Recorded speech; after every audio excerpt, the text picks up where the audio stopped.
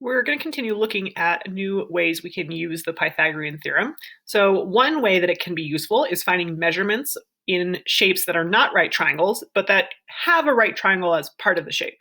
So this picture here shows us a trapezoid that has a right triangle as part of it. So we can split this shape up into a square and a right triangle. And we're going to use that to help us figure out the length of this unlabeled side of the figure right here. So it'd be useful if I was trying to find maybe the perimeter of this shape. So we'll go ahead and start by just thinking about what we know. So our first thing we need to figure out is, what are the legs of this right triangle? One of the legs is labeled pretty clearly, so we can see that 3 is one of the legs.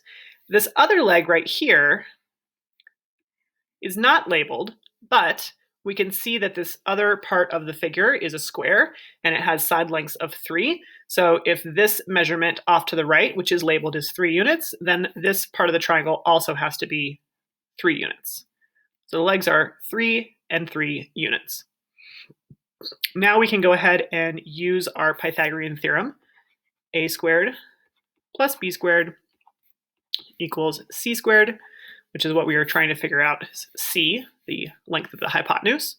So we can replace a and b with 3 and 3.